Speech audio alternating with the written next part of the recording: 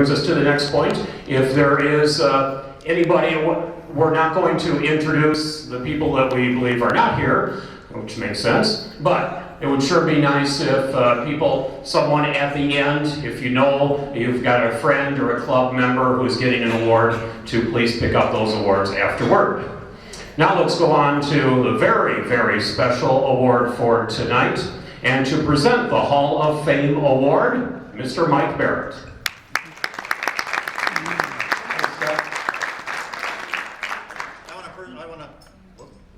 We have a switch problem, I think. Check 1, 2. 1, 2. I have Joe and Ryan-itis with a microphone. Check 1, 2. You got the wireless? It's down at the bottom of it. Is it down here? On the bottom of it. Yeah. Well, I can probably be loud enough. there you go. I want to thank one of my personal role models in cribbage, Scott Queestra, who I met a long time ago, and I want to congratulate him on his President Awards tonight once again. He most graciously accepted his own award, as well as anyone I think probably could. Excellent, thank you. A couple of things I want to mention about Patrick. I had about a dozen or 15 people today that didn't know us very well ask me what the association between Patrick and I was. And the two I want to mention first is the two people that asked me if I was Patrick's son. I don't know if they're in the room or not, but they made my day. Patrick and I are brothers, have been all our lives, and I'm the older one. Patrick's about 15 months, 16 months younger than I am, and I couldn't be prouder than to be where I am here tonight. There's a couple of things about Patrick you might not know. In 1979, he played in his first tournament. He and I went there. Our grandmother gave us a newspaper clipping and said, I want to go to Escanaba to visit my sister, and there's this cribbage tournament thing happening up in Marinette. And we said, well, we might be interested in that. He was 18, I was 19, and at that time in Upper Michigan and in Wisconsin, the drinking age was 19. He was 18. We went out the night before, when we got there the day previous, and I had to give him my ID to get into the bar so that he could go in and kind of socialize with me. So that's when we first played in a tournament at the MGM at the Silver Dome. He qualified. He qualified in his first tournament.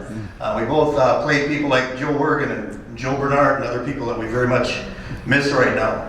We went to those local establishments and had a pretty good time. I didn't qualify. I don't remember how you finished beating the first round or second round. I got booted right away. Got booted right away. No money. And what I want to do right now is fast forward 12 years.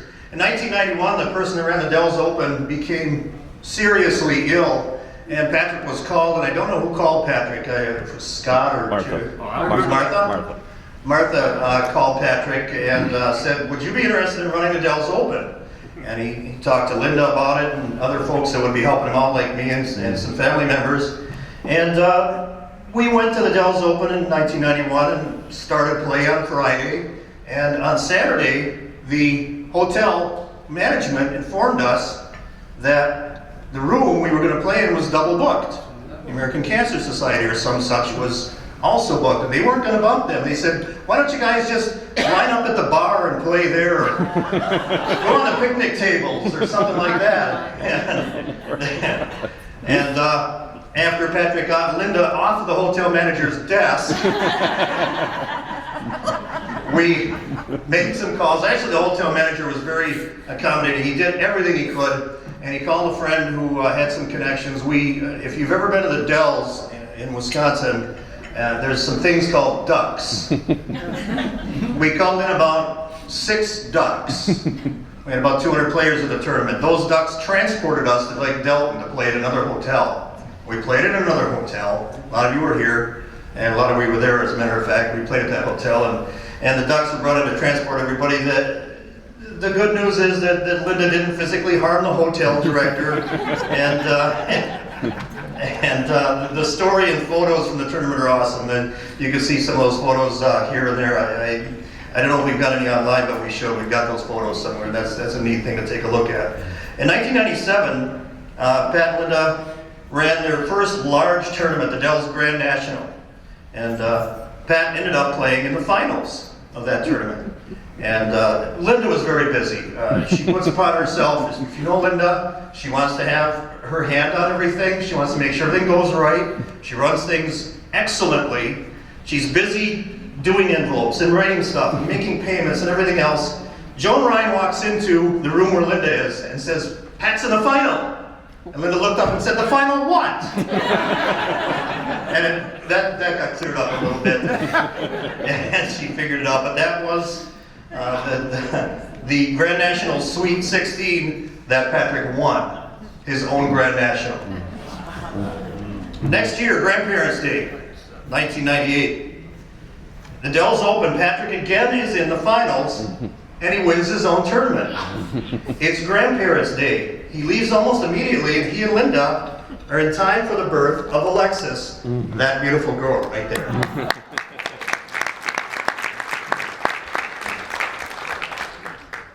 In one more win, Patrick will be tied with the top 158 players in rankings.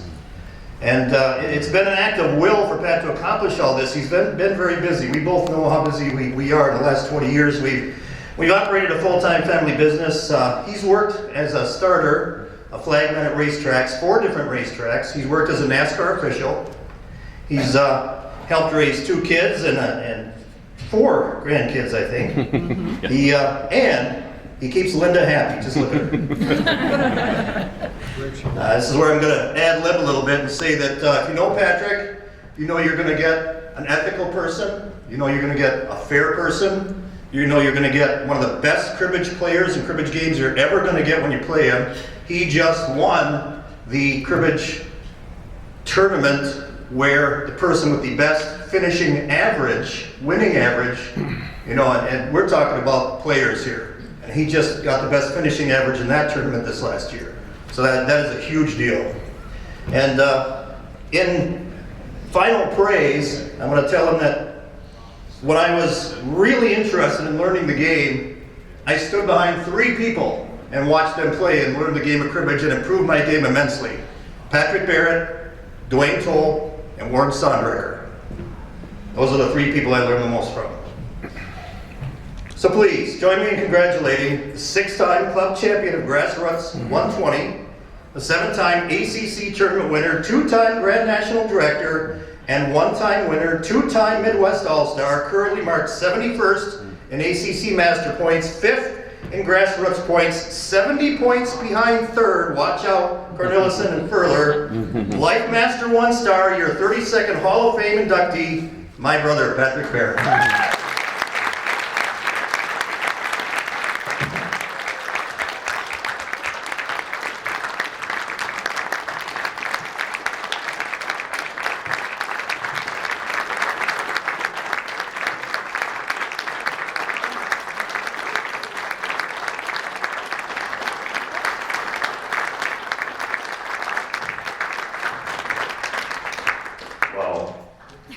Guess what the first thing I got on my list is for my speech.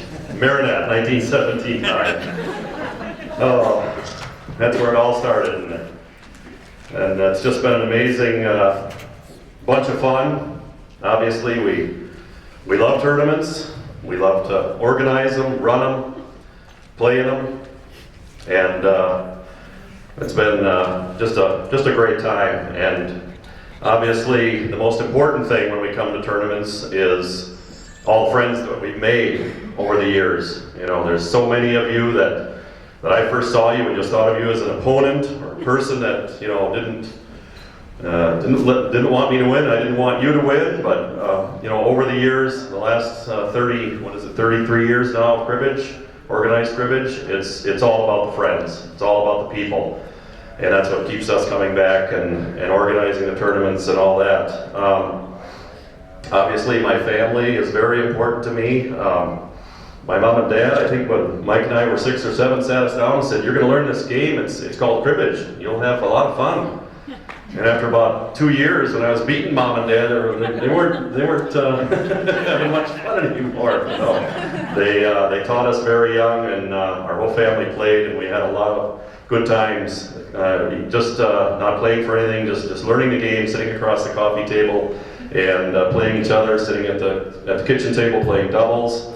And Dad passed away in 2009. One of my proudest things that I can ever remember was coming home with that big trophy from Reno and the JPW, and Dad had some serious health problems, and that was in February of '09. He passed away about 6 weeks later, but boy, showing him that big trophy, that was a super moment. And my mother, Arlene, she's been there for us since day one, taught us right from wrong and taught us the game, and I want to thank you very much, Mom.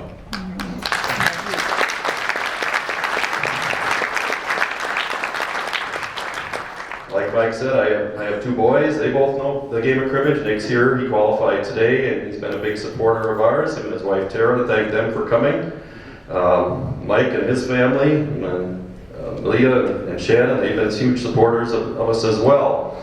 And granddaughters and friends and everything else. And I'll wrap this up with saying that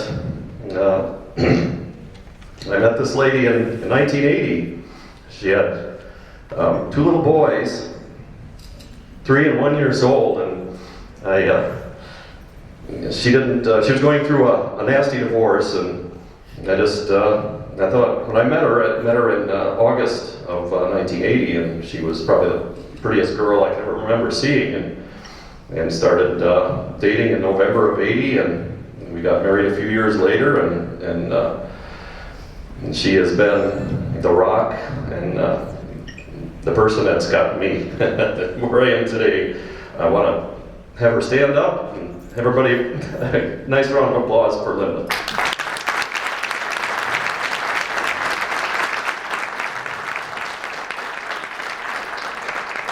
I've been thinking about this day ever since the election back in February, and looking forward to it, but kind of thinking, wow, how are we going to get through this? But thank everybody out there for all the support, and I hope to continue to see each and every one of you at tournaments down the road, and wish you all the most success that you can achieve, and good luck, everybody. Thank you.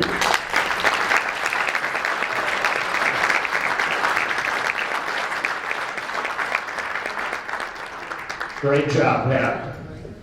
Very well deserved.